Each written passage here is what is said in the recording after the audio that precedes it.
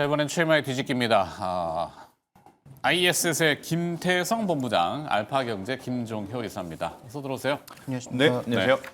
자, 오늘 주제가 계속 반복되고 있어요. 앞에 또 뭐 알테오젠 얘기 나왔는데, 자, 위기라는 말도 있고 기우라는 말도 있습니다. 위기는 위험과 기회가 공존한다. 기우는 기대와 우려가 공존한다. 걱정도 팔자다. 네. 안 해도 되는 걱정을 해야 되는 건지는 잘 모르겠는데 일단 나타난 현상이니까. 알테오젠 앞에 얘기도 있었거든요. 두 분의 생각도 좀 궁금하긴 하니까 좀 들어보죠. 저는 크게 걱정할 필요는 없다 생각을 합니다. 앞서 이제 최현동 매니저님께서 다 이야기를 하신 것 같지만 여기서 네. 이제 우리가 중요하게 볼 것은 미국 시장에서 나온 노이즈냐 아니면 미국 외 시장에서 나온 노이즈냐에 따라서 굉장히 큰 어떤 반응의 여파가 있을 어디서 것 많이 팔 같은데. 건데. 뭐 그렇죠. 이런 거. 독일 같은 경우에는 사실 이 신청 자체에 대해서도 굉장히 좀 러프한 상황이에요. 그래서 이제 할로자임이 신청한 부분에 대해서 지금 받아들여주는 입장. 하지만 미국에서 똑같은 걸 제시했을 때 미국은 받아들여줄 가능성이 굉장히 적고 기존에 이미 할로자임과 머크에 대한 불편함은 계속해서 시장에서 좀 노출이 됐었던 이야기였습니다. 그런데 타이밍이 좀 안 좋았던 것 같아요. 왜냐, 알테오젠 같은 경우에는 다음 주에 또 코스피 이전 상장도 있다 보니까 이것을 가지고 가야 되느냐 아니면 조금은 정리하고 가야 되느냐 이런 고민을 하고 있는 상황 속에 아침에 그것도 장 열리자마자 이제 많은 투자자분들이 객관적인 판단을 하기도 어려운 상황 속에 그런 뉴스들이 좀 쏟아지다 보니 네. 기계적으로 좀 차익 매도 물량들이 나온 상황이 아니겠는가라는 의견. 더욱이 이제 ETF 연계 상품에서 매도 물량이 좀 바스켓으로 나왔더라고요. 그러면서 지금 알테오젠이 사실 분봉상 보면 한 번 더 밑으로 내리는 모습이 나왔지만 결국에는 바닥을 좀 잡고 있는데 문제는 알테오젠이 아니라요. 알테오젠이 하락하면서 다른 종목군들까지 이제 투심이 한 번에 조금 네. 같이 이동했다라는 겁니다. 바이오 쪽이 전부 다. 그렇죠. 알테오젠이 빠졌는데 그리고 알테오젠 이슈인데 왜 제약바이오가 전체적으로 힘드냐? 제가 앞서 ETF 이야기를 드렸죠. 알테오젠, 리가켄바이오, ABL바이오 이러한 것들이 한 상품에 좀 걸려져 있는 확률들이 굉장히 높아요. 그러다 보니까 ETF 매도 물량이 나오면서 자연스레 같이 엮여 있는 기업들에 대한 주가도 지금 조정의 폭이 강한 상황이다라고 좀 보시면 될 것 같은데 결국 이제 이들의 중점은 이겁니다. 라이센스 아웃을 했느냐 안 했느냐. 일단 한 기업들은 여전히 크게 걱정할 필요 없다. 그리고 라이센스 아웃 이후에 마일스톤이라든지 그 추가적으로 돈을 얼마만큼 벌어들일 거냐 이 부분을 고려를 해본다면 우리나라 기업들 저는 충분히 이번에 조정은 기회로 좀 삼으시는 게 맞는데 문제는 이제 떨어지는 칼날을 바로바로 좀 잡기보다는 다음 주에 안정화되는 것까지 보면서 저는 대응을 하는 게 맞겠다라는 의견. 그리고 이 외에 이제 숫자와 데이터를 보면서 갈 수 있는 쪽은 저는 더 편안하다라고 보여져요. 대표적으로 삼성 바이오로직스, 셀트리온 혹은 ST팜 아니면 SK 바이오폰 같은 경우에는 뭐 공장 가동률 그리고 수출 데이터 아니면 처방자 수위 이러한 것들을 보면서 좀 갈 수 있는 쪽은 오히려 덜 떨어졌거든요. 그래서 네. 이제 그쪽으로 이제 시선을 돌려보시는 것도 저는 괜찮다라는 의견 드리겠습니다. 네. 김종효 이사는 알테오젠 어떻게 평가하세요? 저는 최근 계속 동일하게 말씀드리고 있는데요. 그래서 더 ETF로 가야 되는 게 아닌가 싶습니다. 그러니까 개별 종목의 변동성을 우리가 미리 알고 대응하는 것 위쪽으로도 힘들지만 아래쪽으로도 힘들죠. 내부자 아니고서는 힘들죠. 네, 근데 내부자 정보를 이용하면 그건 달려가는. 네. 그다음에 이제 좀 전에 본부장님 말씀해 주셨습니다만 이렇게 덩치가 아주 큰 지금 시총이 27조가 넘었던 그런 종목이 빠지면 결국은 이게 아무래도 ETF 핵심이기 때문에 같이 끌고 내려가는 효과가 분명히 있습니다. 그래서 그와 관련된 효과 때문에 다른 종목까지 같이 떨어지는 경우가 물론 있죠. 그럼에도 불구하고 지금 해당 산업에 대해서 숫자가 안 따라오니까 불안감을 느끼시는 부분도 분명히 있고 그다음에 모멘텀 때문에 올라온 부분이 있어서 아마 연초까지 좀 움직이다가 연초 이후에 또 이렇게 쓱 한번 바람이 잦아들 수도 있겠습니다만 네. 지금 제약바이오 수출이라고 하는 이 전체적인 그림이 없어질 그림이냐. 그다음에 이제 미국도 약가이나 우리도 약가이나 전 세계 모두 약가이나에 주력하고 있는 상황에서 그 약가를 인하하려면 경쟁을 시켜야 되는 거고 경쟁을 시키는 과정에서는 비용을 낮춰야 되는 건데 자기들이 모두 다 개발하는 것보다는 남이 개발하고 있는 것을 우리나라에 가져와서 파는 게 더 효율적일 수도 있는 그런 과정이고 뭐 그런 과정들을 비교적 우리나라가 플랫폼이나 ADC나 뭐 비만 치료제 이런 쪽은 조금 잘 하다 보니 산업에 투자하는 방향은 저는 여전히 나쁘지 않다라고 보고 있습니다. 다만 이제 투자의 시기를 주가가 많이 올라온 만큼 지금 뭐 풀베팅을 하기에는 당연히 어렵고 좀 분할하는 그런 관점으로 저는 뭐 종목도 분할하고 기간도 분할해서 업종에 투자하는 것은 나쁘지 않다라고 보고 있기 때문에 네. 저는 뭐 알테오젠이라고 하는 개별 종목의 이슈보다는 이 바이오 업종에 대한 투자 관점에 대해서 좀 말씀을 드리고 싶습니다. 네. 그렇죠. 뭐 쉽게 생각하면 그거죠. 병원과 약국의 공생 공존 관계. 그 한때 의료 대란 때문에 처방전이 안 나와서 주변 약국들이 와, 저러다 다 문 닫는 거 아니야? 라고 했던 게 이제 기우죠. 쓸데없는 걱정. 약국은 잘 되고 있더라. 뭐 그런 의미에서 보면은 그 연결고리의 튼튼함을 믿는다면은 버티는 거고 연결고리가 깨져버린다 싶으면은 이건 아닌데라고 해야 되는 거죠. 근데 머크하고의 연결고리는 단단하다. 그것뿐만 아니라 지금 이 제형에 대한 부분도 좀 고려해 볼 필요는 있을 것 같아요. 그러니까 피하주사제 제형을 통해서 이건 기업 입장에도 그렇지만 병원들 입장에서 그리고 소비자 입장에서도 지금 다 좋은 상황이거든요. 네. 서로 윈윈한다라는 거죠. 아무래도 주사를 이제 기존의 방법으로 맞게 되었을 때 뭐 1시간에서 2시간 걸렸다면 지금 알테오젠의 기술 플랫폼을 이용해서 맞게 되면 그 시간이 현저하게 줄어드는 상황이잖아요. 그러다 네. 보니까 확장성이 하나의 질환뿐만이 아니라 여러 가지 질환으로 지금 확대되고 있는 상황인데 이것은 앞서 이야기한 대로 뭐 잠깐의 어떤 변동성일 뿐이지 향후의 방향성에 크게 문제가 될 만한 요소는 아니다라는 의견을 한번 드려보도록 하겠습니다. 좋습니다. 두 분의 의견도 공통된 것 같고 앞에 전문가분도 그렇고 네. 큰일 났어요는 절대 아니다. 네. 그러니까 너무 그게 우려하실 필요는 없다라는 게 중론인 것 같습니다. 그래서 다만 이제 좀 주의해야 될 점은 정말로 이제 고점에 사신 분들이 그렇죠. 이렇게 뭐 지수가 그렇게 나쁘지 않은데 최근 시장이 그렇게 나쁘지 않은데 또 고점에서 10% 정도 확 밀리면 네. 아무래도 심리에 받는 타격은 뭐 2배, 3배라고 봐야 되겠죠. 왜냐하면 최근에 뭐 급등하는 종목군들이 연일 그래도 나오곤 있으니까 전체가 오르는 건 아니더라도. 네, 네, 네. 그래서 이제 그런 분들은 어떻게 내 마음을 조금 잘 다스려야 되는지 정도는 고민해 보실 필요가 있겠고 그래서 이제 너무 이렇게 상승폭이 큰 종목군들을 공격적으로 매수하시는 것 조금 자제할 필요가 있겠다는 말씀도 더불어서 드려야 될 것 같습니다. 버는 것도 중요하지만 지키는 것도 중요하니까 리스크 관리를 항상 네. 김종현 의사가 얘기해 주시고 근데 귀에 잘 안 들어와요. 뭐 리스크 관리, 뭐 하이 리스크, 하이 리턴을 원하시는 분들이 워낙 다수기 때문에 자 그거는 투자자들의 선택입니다. 자 그리고 또 오늘 제약바이오 바이오 쪽이라고 해야 되고 D&D 파마텍이 무상 신주가 배정이 됐나요? 이건 어떤 내용인지 혹시 파악하시는 분 있나요?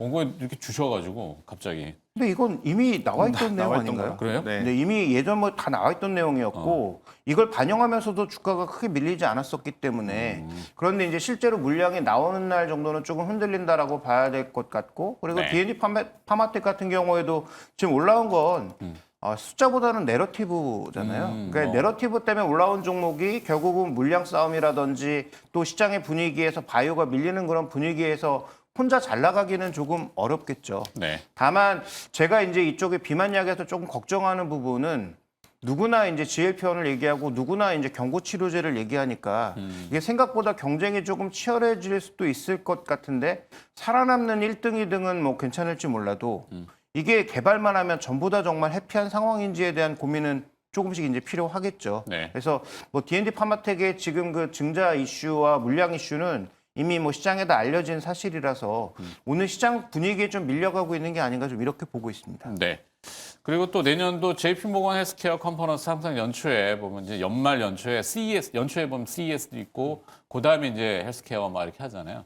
혹시 뭐 부각될 만한 이벤트 뭐 주목 이런 게 있나요? 일단 저는 두 가지 분야를 좀 보고 있거든요. 그러니까 에임드 바이오가 지금 신규 상장을 하면서 네. 시장의 수급을 확 쓸어갔기 때문에 아마 많이들 이 ADC 항체 약물 치료 적합체에 이제 많이들 관심을 좀 가지고 계실 텐데 이 부분은 그냥 이 부분대로 좀 보셔야 될 것 같고 이제 컨퍼런스라든지 이런 여러 가지 학회를 통해서 저는 봐야 될 부분은 두 가지 AI 플러스 의료 진단이라든지 네. AI 플러스 뭐 영상 진단 이쪽에 대한 관심도는 주가 탄력적인 측면에서는 꼭 한번 필요하지 않겠는가라는 생각이 듭니다. 특히나 작년 이맘때 우리가 AI 의료 진단 쪽 이야기를 하면서 가장 많이 거론이 됐던 기업은 루니뷰너 JRK인데 네. 올해 들어 이 세 기업 이야기 많이 못 들으실 겁니다. 그렇죠. 오히려 새롭게 뭐 신생돼서 나온 기업들, 3빌리언이라든지 네. 아니면 뭐 여러 가지 또 기업들이 있어요. 고용도 그렇고 큐렉서도 그렇고 지금 AI가 이쪽 산업에 붙었을 때 얼마만큼의 시너지 효과를 낼 것이냐에 대한 이런 관심도가 많아서 저는 이쪽을 한번 꼭 체크를 해보셨으면 좋겠다는 생각이 들고 있고 또 임상 파이프라인 쪽에서 보면 지금 미국의 뭐 에브비라고 하는 기업들도 있고 존슨앤존슨이라고 하는 기업들도 있고 지금 다들 면역 항암제에 대한 이야기들을 많이 하고 있더라고요. 그러면 네. 우리나라도 지금은 ADC 그리고 뭐 BBB 셔틀 플랫폼, 비만 당뇨 이런 이야기를 하지만 결국엔 돌고 돌고 돌아서 우리도 면역 항암제 쪽에 대한 이야기도 충분히 할 가능성이 높다. 그 기준으로 보면 GI 이노베이션이라고 하는 기업들도 이제 최근에 지금 움직임들이 나오고 있어서 이렇게 이제 좀 광범위하게 지금 제약바이오가 좀 흩어져 있었는데 오늘 알테오젠의 사건을 계기로 그동안에 좀 소외받았던 쪽에 대한 관심도가 한번 올라갈 수도 있지 않겠는가라는 의견 드려보도록 하겠습니다. 네. 아, 참 뭐 그렇죠. 네. 저희 집사람이 요즘 그 뭐 개인사인데 하여튼 그 음주교통사고에 당해가지고 지금 다리가 다쳤는데 집에서 맨날 누워가지고 이제 챗GPT로 그다음에 요즘은 이제 그 제미나이로 계속 대화를 하는데 거의 박사 수준이 되더라고요. 의사 수준이 다 됐어요.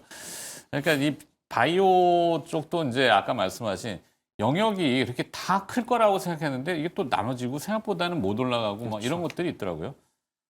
영상 판독 분야도 모르겠어요. 그걸 특화한 기업이 자리매김을 잘 하지 못하면은 그냥 범용적인 AI가 그거를 대체해버리는 그럴 수도 있겠구나. 그래서 하여튼 잘 알아보고 투자를 하시는데 뭐 일단 이벤트는 알테오젠은 큰 적인 아니다. 네. 이렇게 정리하고 혹시 김태선 바이오는 김태선 바이오 그런다.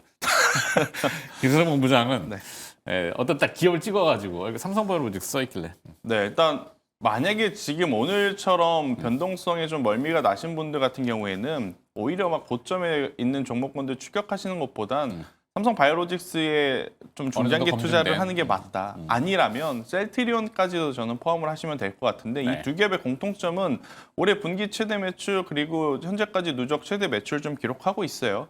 다만 아쉬운 부분들은 약간 인하에 대한 영업 이익률에 대한 개선세가 많이 올라오고 있지 않다라는 부분인데 공장 가동률도 굉장히 높고요. 또 이제 영업 이익률에 대한 개선세, 뭐 특히 셀트리온은 이번 분기부터 충분히 기대해 볼 만한 이야기들이 많았기 때문에 저는 이쪽을 다 바라보는 것도 괜찮겠다라는 의견 드리겠습니다. 네. 김정일 선은 아까 말씀하셨듯이 개별 종목보다는 ETF로 좀 분산을 해서 만약에 그 섹터에 관심이 있다면은 그렇게 하는 전략을 주셨고, 자, 두 번째는 LG그룹주인데요.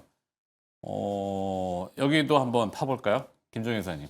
근데 어저께도 이제 뭐 주가가 LG전자를 그러니까 찾아. 잘 오르길래 네. 뭐 로봇인 줄 알았더니 네. 또 단독 기사가 하나 나왔죠. 어. 그래서 MS와 지금 이 패키지 이제 전체적인 AI 그 데이터 센터와 관련된 패키지와 논의가 되고 있다. 그래서 LG그룹 뭐 CEO들이 뭐 대거 지금 갔다. 네. 뭐 이런 얘기가 좀 나오고 있는 상황인데 뭐 물론 단독 뉴스니까 조금 더 뭐 검증이 필요할 수 있겠습니다만 다 아시는 것처럼 LG그룹이 지금 하고 싶은 것은 B2C에서 힘이 많이 빠지니까 B2B로 가고 싶은 거잖아요. 네. 그래서 제일 먼저 시작했던 게 이제 VS 자동차 부품 전장 부분이었고 그 다음에 이제 이런 데이터 센터에서 소위 이제 쿨링 이런 것을 포함한 전체적인 냉난방 공조를 하고 싶은 것인데 이게 이제 뭐 개별 단위의 자그마한 계약보다는 MS라고 하는 큰 기업과 뭔가 연관을 맺고 그러면 뭐 배터리까지 확장하고 여러 가지를 확장할 수 있다 보니까 그런 기대감이 좀 올라오는 게 아닌가 싶기도 하고 어제 말씀드렸던 것처럼 국내에서 이제 유일하게 로봇 관련해서 지금 LG그룹은 별 얘기가 나오지 않고 있는데 여기가 이제 IT 관련 부품이나 LG CNS의 여러 가지 LG 엑사원이나 이런 것도 이미 다 가지고 있는 상황이란 말이죠. 네. 그럼 여기는 정말로 안 할 건가, 시대에 뒤처질 것인가를 따져보면 여기도 대량으로 로봇을 만들 수 있는 뭐 생산 시설이나 능력은 갖추고 있기 때문에 그런 차원에서 오늘까지 좀 주목받고 있는 게 아닌가 싶어서 저는 뭐 LG그룹 일단 LG노텍은 기판 쪽이 기대감으로 올라오고 있다면 LG전자는 지금 말씀드렸던 B2B 시장의 성장, 거기다가 로봇도 혹시라고 하는 물음표까지 달아줄 수 있는 게 아닌가. 네. 이렇게 좀 보고 있습니다. 그렇죠. 사실 LG를 보면은 뭐 다들 아시겠지만 LG와 GS, 이 구시와 허시가 거기에 또 반개로 나가는 LS까지 색채가 다 달라요. LG는 전기전자 쪽에 좀 특화돼 있고, 뭐 GS는 정유와 그다음에 뭐 건설, 유통. 유통까지. 네. 그다음에 이제 LS는 뭐 전력 인프라 이쪽이 좀 많잖아요. 사실 근데 뿌리는 한 적이니까 외국인 마이크로소프트 입장에서 보면 야, 니네 다 가지고 있네. 수직 계열하네 이게 패밀리네. 그러니까 우리랑 턴키 계약을 해볼까?라고 해서 지금 기사가 그렇게 확산되는 거 아닌가 싶은데. 네, 맞나요? 일단 뭐 LG전자가 공조를 맡고 어. LG 에너지 솔루션이 ESS와 배터리를 좀 맡고요.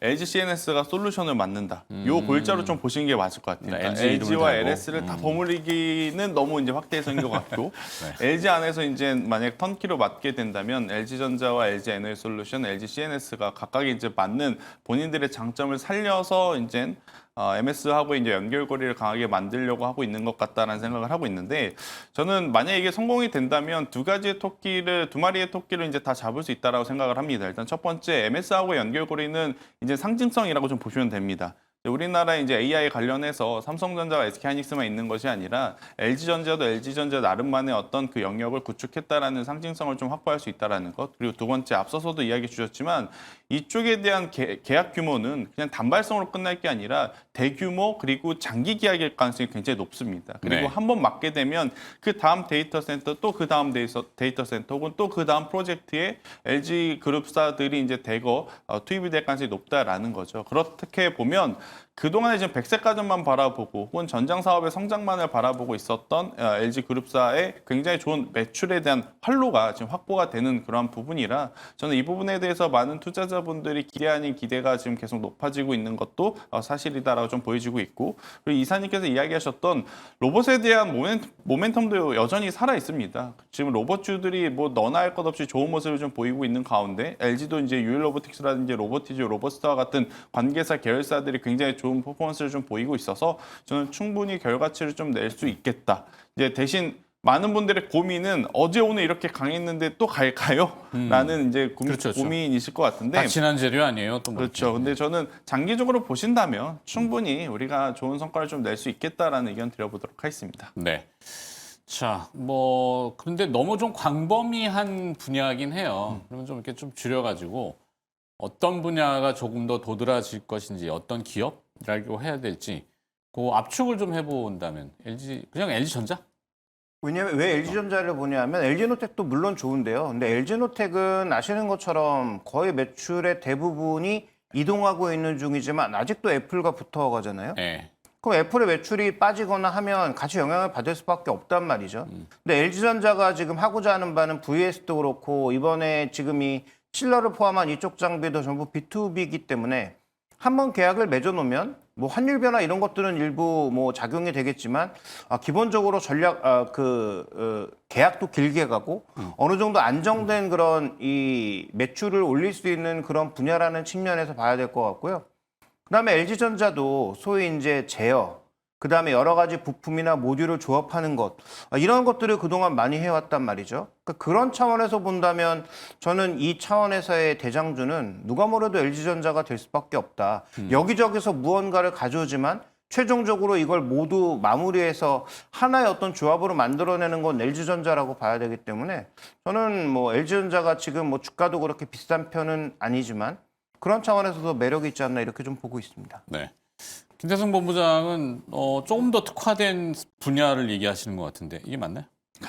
일단은 뭐 특화되어 있다라기보단 LG전자가 지금 어떤 부분에 그러면 승부처를 내야 될 거냐 그러면 저는 공조 기술에 지금 달려 있다 이렇게 좀 보시면 될 것 같고 그래서 이제 저도 이사님 이야기대로 LG 이노텍, LG 디스플레이, LG전자만 쭉 나열을 했었을 때 LG전자가 지금 키를 좀 가지고 있지 않겠는가라는 생각이 들어요. 더욱이 이제 투자의 관점으로 본다면 우리가 지주사 이야기할 때 항상 LG는 이야기 많이 안 했습니다. 왜냐 계열사들이 그렇게 그때 당시에 돈을 많이 벌고 있을 만한 상황이 아니었기 때문에. 하지만 지금 이런 훈풍을 좀 타고 간다면 뭐 두산이든 CJ든 한화든 HD든 얼마큼 많이 올랐습니까? 그런데 LG는 오르지 못했던 부분들이 조금 수급이 쏠리게 되면 LG 지주사에 대한 관심도도 아마 조금은 더 높아질 가능성이 높지 않겠는가라는 의견까지 드리도록 하겠습니다. 자, 데이터 센터 하면은 뭐 다들 인지하시면 이 공조나 뭐 발열 이거는 뭐 전자기기에도 이제 미래의 가장 큰 화두잖아요. 어떻게 열을 식힐 거냐. 근데 최근에 보면은 그 아이폰 CF인가요? 베이퍼 쿨링이라는 용어를 그 어려운 용어를 CF에다가 썼어요. 그 한때 그 제가 히트 5하고 베이퍼 챔버, 베이퍼 쿨링 이게 이제 한때 스마트폰의 이슈여가지고 뒤에 이제 뭐죠 이그라프텍이 만드는 그래파이트 계열을 막 원단 끊어가지고 옛날에는 탈부 착식을 했잖아요. 뚜껑을 뒤에 떼가지고 배터리 넣고 했던. 그래갖고 뚜껑에 보면 케이스에 막 이렇게 얇게 약간 도톰하지만 뭘 붙여놨는데 방열판 그게 같은 그렇게 것들. 그래파이트죠. 발열판 같은 것들. 이런 것들이 이제 조금 더 확대되면은 결국에는 공조 데이터 센터에 LG가 가전에 이제 LG 에어컨 뭐 이것 때문은 아닌 것 같지만 그냥 그런 거 잘하네라고 해서 데이터 센터에서 이걸 접목시키려고 하는 건가? 근데 중요한 건 이 냉난방을 할 수 있는 업체 많죠. 뭐 캐리어도 있고 뭐 삼성전자도 있고 많은데 네. 중요한 건 그냥 이 냉난방을 하는 게 중요한 게 아니고 이 냉난방의 성능을 극대화시키는 게 중요한 거죠. 그렇죠. 그러면 그와 관련된 부품들, 모듈 같은 것들을 생산해낼 수 있는 기업이 처음에 건설을 할 때부터 설계부터 참여해야 이게 되는 거고 네. 그다음에 한번 만약에 제대로 만들어졌다, 이게 효율이 좋다라고 인정이 되면 그 회사는 당연히 계속 가는 거고 그다음에 나머지 회사들로 확장될 가능성이 높은데 이번에 잡은 이 손이 이 협력사가 MS라면 네. 일단 뭐 규모 자체도 엄청나게 클 거라고 그러네. 예상이 되고 그다음에 MS가 하는 걸 보고 다른 쪽도 쫓아올 가능성이 있죠. 네. 그래서 만약에 우리 회사에 예를 들어서 뭐 에어컨을 바꾸는 거다? 그럼 기존에 캐리어 했으면 캐리어 했을 가능성이 높지만 데이터 센터를 시키는 것은 캐리어 에어컨만 가지고는 안 되기 때문에 네. 그래서 이제 이런 시스템 자체, 시스템 에어컨에 진심인 그런 기업들을 찾아갈 수밖에 없으니까 삼성도 결국은 독일의 이 공조기업을 인수한 거 아니겠습니까? 그래서 그런 차원에서 좀 접근이 필요하지 않나라고 보고 있습니다. 네. 김태성 본부장도 이 공조 쪽을 좀 많이 강조하신 것 같아서. 일단 저도 마찬가지로 지금 포인트는 그러니까 LG전자 우리가 기대하는 건 뭐 반도체 칩, 반도체 장비 이건 아니지 않습니까? 그렇죠. 그쪽은 조금 색채가 달라버렸죠. 네, AI와 가장 연결고리를 좀 강하게 보여줄 수 있는 기술은 뭔가라고 했었을 땐 두 가지죠. 그러니까 ESS 에너지 저장 장치라든지 아니면 전력을 AI를 붙여서 굉장히 효과적으로 효율적으로 적재적소에 이제 보내줄 수 있는 어떤 이 소프트웨어 솔루션 쪽이라든지 아니면 이제 우리가 계속 이야기하는 공조 장치가 이제 가장 유력하기 때문에 이쪽에 대한 관심도를 한번 저는 높여보시는 게 좋을 것 같고 이게 확산이 되면 저는 LG 에너지 솔루션이 포함되어 있는 삼성 SDI까지 좀 걸려서 볼 수 있는 ESS 에너지 저장 장치 관련주들에 대한 어떤 투심도 굉장히 좀 빠르게 불이 붙을 가능성이 높다는 생각이 듭니다. 왜냐 데이터 센터를 할 때 뭐 분야가 다르면 이 기업 저 기업 다 이제 부르겠지만 같은 결의 어떤 분야는 한 기업이 턴키를 해서 맞는 게 아무래도 이제 더 효과적일 가능성이 높지 않습니까? 그래서 네. 이제 그 부분을 감안을 해보면 LG전자를 필두로 LG 에너지 솔루션 그리고 조금 더 확장을 해보면 에너지 저장 장치까지 저는 긍정적으로 이야기 드려보도록 하겠습니다. 알겠습니다. 뭐 얘기 많이 했는데 기업이 잘 안 나오고 LG전자 뜨하나 떨렁하나? 에너지 저장 장치 쪽에서 뽑으면 네. 한중 NCS라고 하는 기업이 있어요. 그래서 한중 우리 이런 걸 NCS. 원하거든. 네. 한중 NCS. 그러니까 여러분들이 보실 때 전체 매출에서 ESS 에너지 저장 장치 관련주라고 하는데 매출의 비중이 5에서 10%면 의미가 없습니다. 그런데 한중 NCS는 전체 매출의 90%가 ESS 쪽에서 나오는 상황이라 만약 이쪽을 보신다면 이런 기업들을 추려서 집중을 네. 하시는 게 맞겠다라는 의견 드리겠습니다. 예전에 뭐 한라공조 이런 게 아직도 상장이 있나?